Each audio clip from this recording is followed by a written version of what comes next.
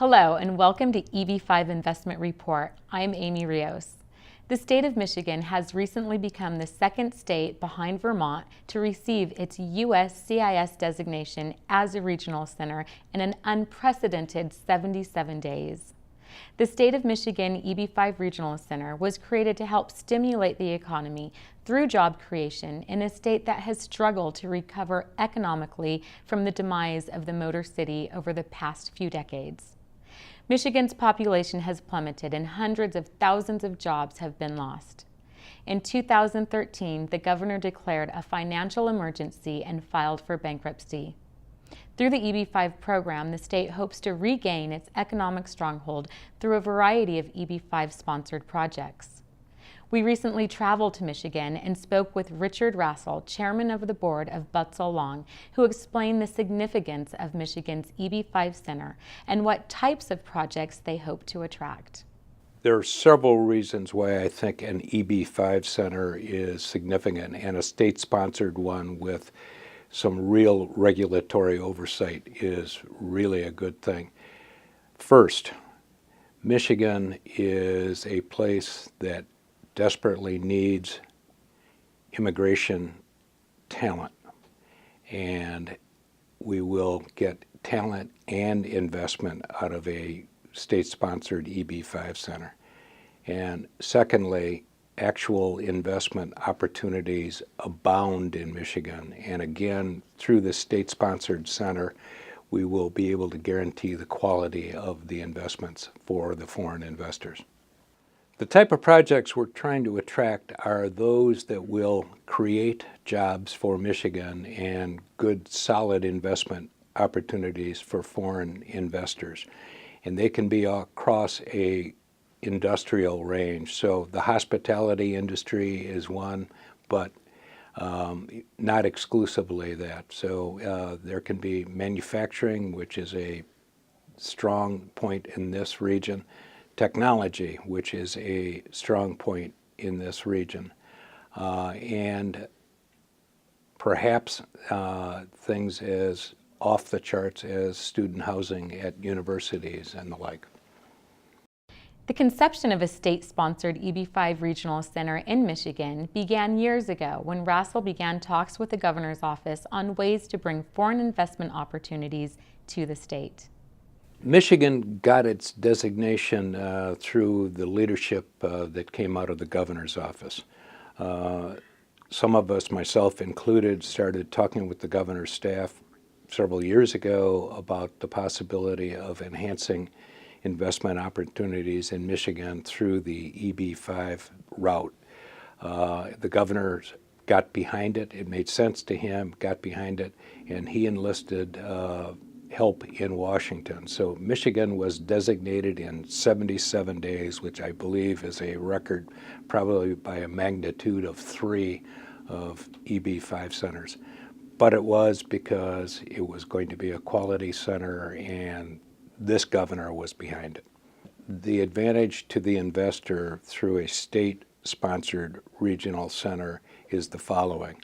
We're not taking a promoter's slice off the program, and we don't have a promoter's mentality. What we do have is, number one, a solid investment that will perform over the 5-year period, that will create the jobs that need to be created. So they will have an economic return and also a green card for themselves and their immediate family members. And that's what we are setting out to do, to create an attractive investment that also provides a pathway for them for a green card and their family members in the state of Michigan. And we think we can do it better than a privately run center because we're not taking a promoter's slice. We were also able to speak with Joseph Borgstrom, director of the state of Michigan's EB5 Center. He described the benefits of being a state-run EB5 center and how the projects will enhance the landscape of the entire state while creating jobs. We see this as an additional funding opportunity. Since 2008, we've seen a tremendous amount of restriction and capital being brought into the state by outside banks and other folks. This is an opportunity to add more capital to the state. At the end of the day, that means more projects, and more projects means more jobs. It all kind of snowballs with itself. This is about bringing in additional money to help bring in the types of development that we need to have happen, which creates the jobs that we so desperately need. At the end of the day, we want our State of Michigan EB5 Regional Center and EB5 as a whole in the state of Michigan to help create jobs for Michiganders. We want to help bring investment into the state. And at the end of the day, you know, those sound like pretty lofty goals. We want to bring jobs, we want to bring investment. At the end of the day, we want to see projects happen in our communities. We want to see projects happen in downtown Detroit, in downtown Flint, and in Lansing, and Grand Rapids, and across the UP, and northern Michigan.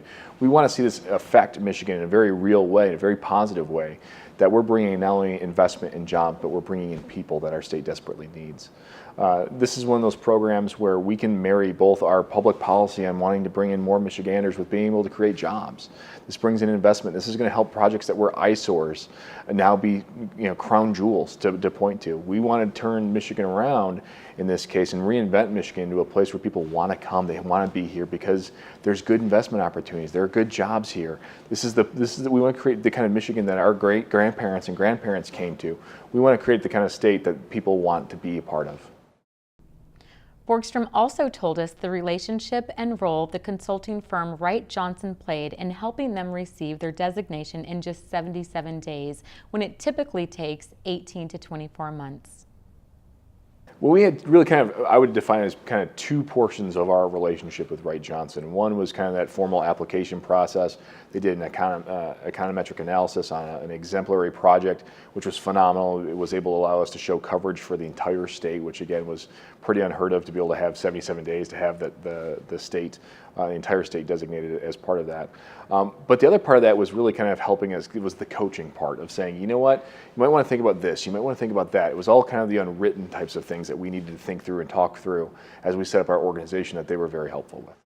Borgstrom said they decided to use the new EB5 rules to ensure they adhered to USCIS and SEC guidelines and welcomes all EB5 investments, whether direct or indirect. He also explained their strategy for attracting investors and what the benefits are for investors putting their money in Michigan. The State of Michigan EB5 Regional Center decided to use the new USCIS standards in our offerings because we wanted to make sure that we were following Security and Exchange Commission guidelines. We want to make sure that both the investors were protected from with SEC laws, and for potential project managers to know that these are real investors. These are investors that are going to pass muster at the federal level, and that the projects are real, the investors are real, that we're going to bring both those parties together, and that's our major role in all this. Part of our strategy with our EB5 Regional Center, which is different than everybody else's, is we want to recruit the people to be here as well. So it's not just about separating the investor from their money. We want them to be a part of this. So we want them to invest in a project. And we have some tremendous resources here as a state. We have 2 of the top 100 universities in the world. We have a ton of other great public universities and colleges. We have more than 5,000 kilometers of freshwater shoreline. We've got over 2 million hectares of public land. We have a lot of great, vibrant cities here in the state. We have a great quality of life. We have great public schools. We have great public colleges and universities. We have a tremendous amount of nature and nightlife and retail and everything that people would want to see and build a life around. Zan Nicolli of Dickenson and Wright, a national and international law firm based in Michigan, was pivotal in doing the legal work to create a joint venture, the Michigan Development Corporation, which is the entity that actually owns Michigan's regional center. My role in the development of the center was to act as counsel. I did the legal work to create the center, and traditionally, our law firm, Dickenson and Wright, has represented the state of Michigan and the Michigan State Housing and Development Authority. And what we did is we helped create a joint venture, which is really allowed under Michigan law. It's a public or an urban cooperation among different entities. So we use the State Land Bank and the Michigan State Housing and Development Authority created a joint venture, and it's that joint venture, which we've called the Michigan Community Development Corporation. That's a public body, a nonprofit entity. That entity now basically owns a for-profit regional center. So it was our way of trying to create a very entrepreneurial entity and device for the state to operate a business, hopefully a very profitable EB5 regional center. Kevin Wright of Wright Johnson is a consulting firm that specializes in EB5. Wright describes their role in assisting Michigan with economic studies and a business plan to help streamline the complicated petitioning process of becoming a USCIS designated regional center. Well, the state of Michigan's regional center was designated in 77 days. I think that came from having a strong team with Dickenson and Wright, Wright Johnson, a lot of support from the government of the state of Michigan, including the governor, the mayor of Detroit, many of the congressmen. Basically, the state of Michigan needed to get the entire state designated as a regional center, and it involved doing analysis and business planning for multiple sample projects across the state, demonstrating the need for the entire state of Michigan. We focused on consulting and advising them, and then creating the business plans and economic analysis that are required to receive the designation. I think investors can take away from it the fact that the state of Michigan is not going to put their name on a project or be associated with one without doing significant due diligence. And their oversight as government oversight is certainly going to provide the investors a level of comfort that they can feel very secure in their investment. Decades ago, the state of Michigan was one of the biggest economic powerhouses in the country, with a booming population and high employment thanks to the auto manufacturing industry. But today the population has shrunk and old factory buildings lie dormant due to deindustrialization. Through Michigan's EB5 Regional Center projects, state officials hope to revitalize their cities, creating jobs and building their economy through foreign investment. I'm Aimee Rios, and I want to thank you for watching this edition of EB5 Investment Report.